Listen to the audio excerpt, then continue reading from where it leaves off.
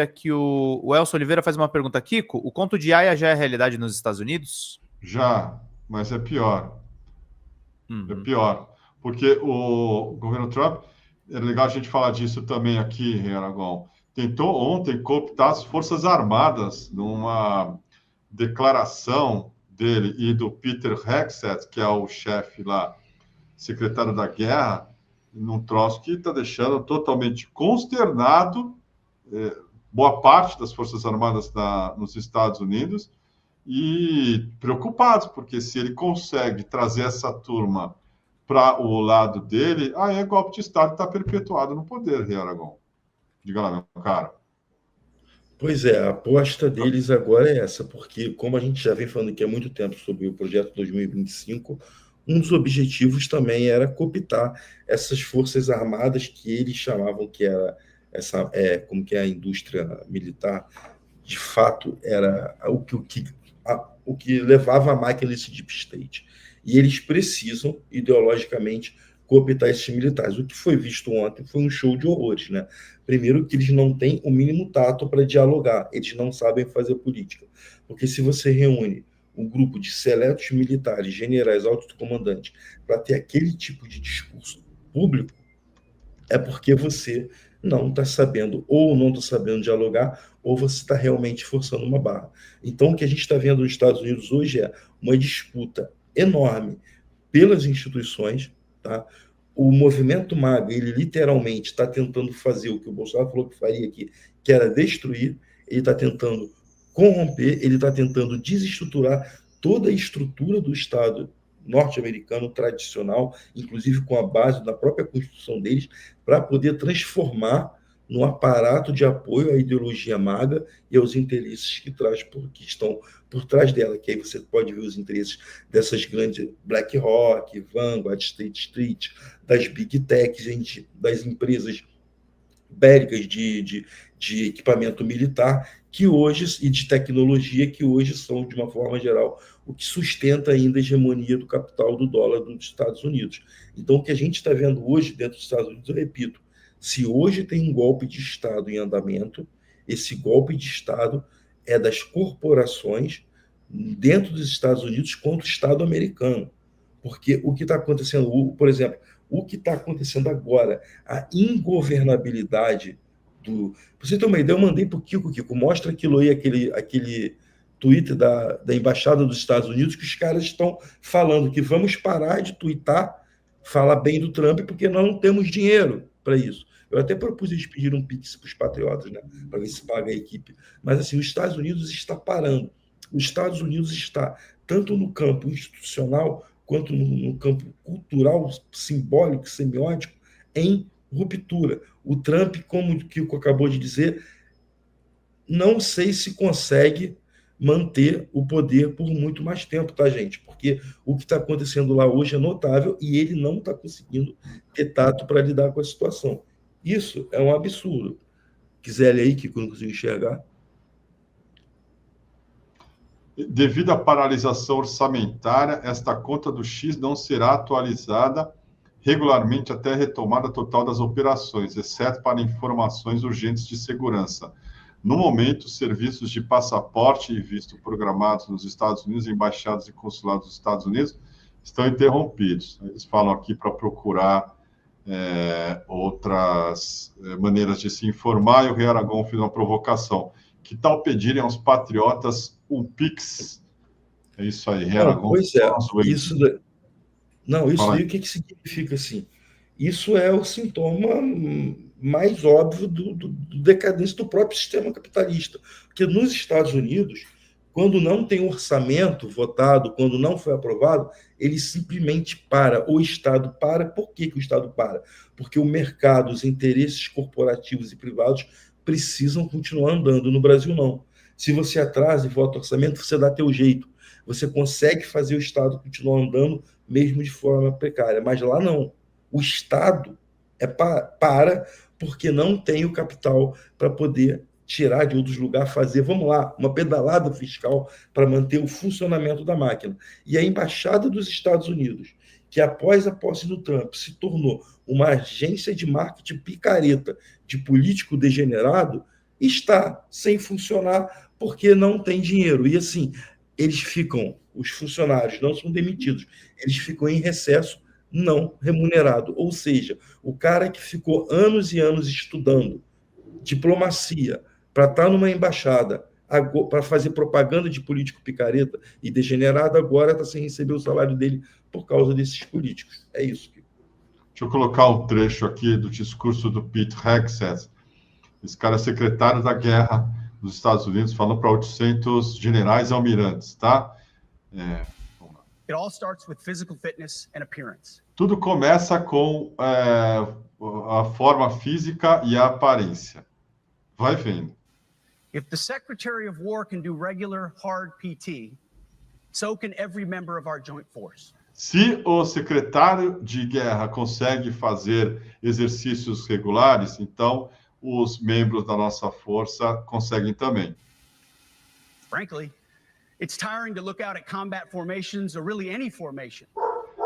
Francamente, é hora da gente olhar para as formações de combate e outras formações. And see fat troops. E ver tropas de gordos. Tá? Isso aqui é o secretário de guerra americano falando sobre gordos nas Forças Armadas Americanas. Likewise, it's completely unacceptable to see fat generals and admirals in the halls of the Pentagon. Então, é inadmissível ver generais e almirantes gordos no Pentágono. And leading commands around the country and the world. It's a bad... E liderando tropas ao redor do mundo. Look, it is bad. É ruim para nós. It's not who we are. Não é quem nós somos. E aí eu te pergunto, isso aqui é o chefe das Forças Armadas, tecnicamente, dos Estados Unidos, é isso, Rei Aragão? É ele, né? Commander-in-Chief. Pois é, ele é o chefe, né? Então, o que a gente faz? Tá difícil, né? Classifica como gordo ou não? Enfim, assim, uma loucura esses caras, num nível de delinquência que, olha, mesmo assim, para os padrões americanos, e que a gente já viu o Trump fazer, eles estão batendo um recorde por dia, Aragão. É impressionante. Impressionante. Sim.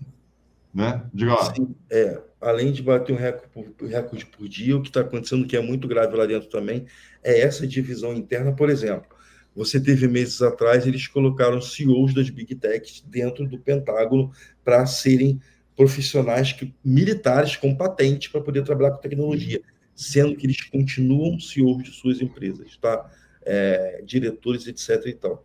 Eu não vou lembrar o nome agora, mas dentro do Pentágono tem um centro de estudo que é muito famoso lá, de desenvolvimento de tecnologia para defesa.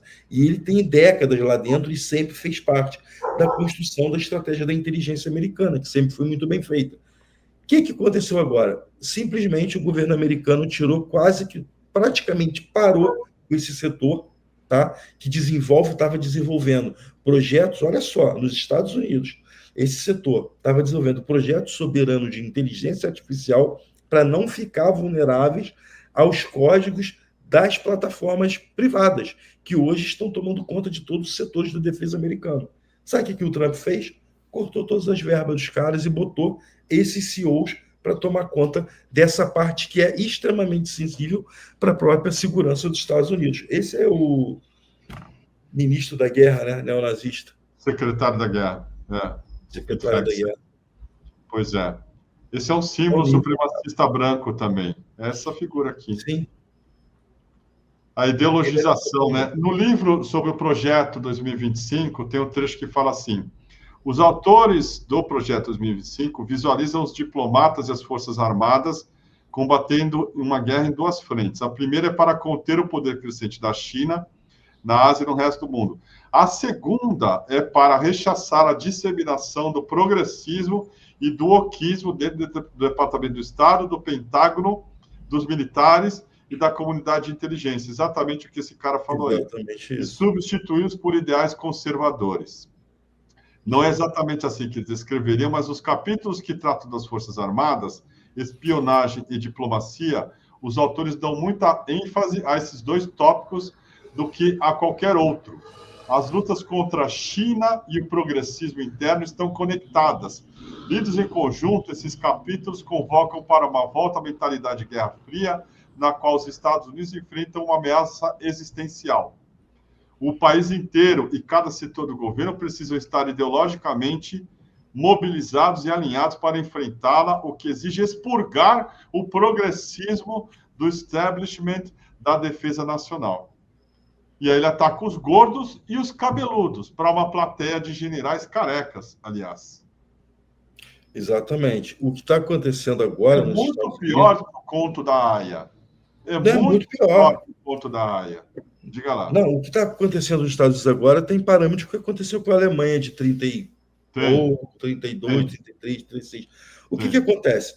Quando os Estados Unidos, ele sempre exportou para o mundo, para o sul global em especial a América Latina, a doutrina do inimigo interno. As Forças Armadas dos nossos países, por ser uma região que não tem conflitos entre nós aqui e externos, assim, com outros continentes, nossas Forças Armadas foram sempre cães de aluguel dos interesses do Pentágono, dos interesses do Comando Sul dos Estados Unidos, que é quem realmente vem há décadas e décadas organizando a mentalidade dos nossos militares.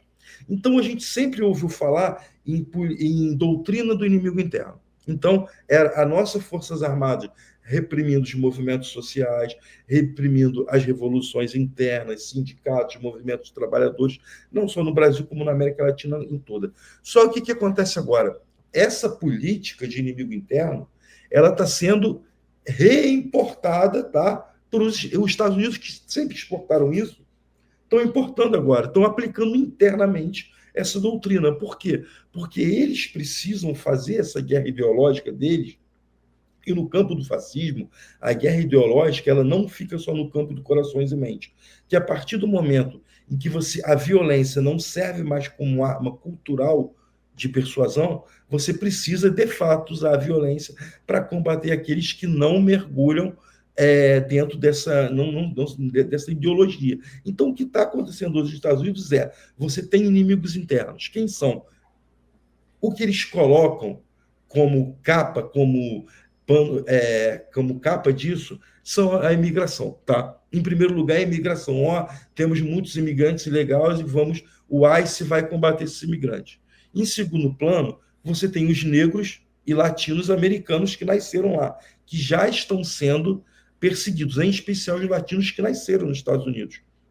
E em terceiro plano, que eu acho que onde o negócio vai realmente, já está acontecendo, tá? E vai aparecer para a grande mídia e para o mundo que está acontecendo, é o inimigo interno do campo progressista. Ou seja, há 2 semanas atrás eles colocaram antifascistas como terroristas, como inimigos internos. O que são antifascistas? Antifascistas são todos aqueles que não concordam com o fascismo. E quem são os fascistas? É o MAGA e o governo Trump. Então, isso daí tem paralelos enormes com o que já aconteceu na América, com a Alemanha nazista, com a Itália de Mussolini e com outros países onde esses movimentos de extrema-direita costumam acontecer. Você tem um colapso dentro das estruturas internas, essa guerra interna aponta um inimigo interno, que é o inimigo direto, para impedir qualquer tipo de reação. E, mais uma vez falando, a gente precisa muito prestar atenção no ICE, porque o ICE de fato, onde isso tudo pode ser operado. Porque se o ministro, o secretário de defesa, que agora virou secretário de guerra, ele fala nesse nível para o alto comando militar dos Estados Unidos, é porque aquilo ali, assim, e como o Kiko falou no início da live, isso está sendo um escândalo, tá? Está tendo reações horrorosas, inclusive de setores ultraconservadores das Forças Armadas que não gostaram dessa posição. Meio que espetacularizaram um diálogo que deveria ser de alto nível e estratégico entre militares e governo. O que deveria ter acontecido era, se fosse em tempos normais, seria o Trump chegar numa coletiva de imprensa e falar: dialogamos com nossos militares, vamos reformular algumas coisas, etc. e tal. Não. O que foi feito foi um show de horrores.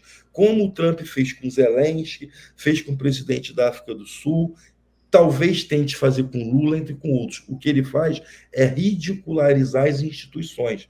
E dessa forma ele se coloca como um poder acima, como um poder supremo. Porque a fala desse cara, que se eu não me engano era repórter da Fox News, não é isso, Kiko? O Pete aí, o Pete... Esqueci o nome dele. Pete Hegseth. Ele era um influenciador, não era repórter da Fox News? Alguma coisa assim. E outra coisa, que eu acho, só para finalizar a fala, que eu acho que é o mais sintomático e cômico disso tudo. Só faltou o Trump falar ontem, se eu não ganhar o Nobel da Paz, se não derem para o Trump o Nobel da Paz, nós vamos destruir todo mundo. Assim, esse é meio que a vibe desses caras. Isso é capital político para eles travarem a guerra interna. Aí que chega o Brasil.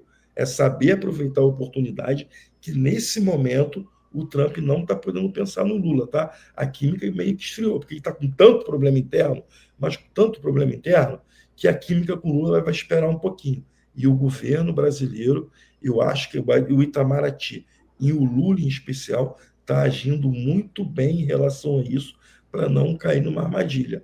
Tem que saber aproveitar aqui.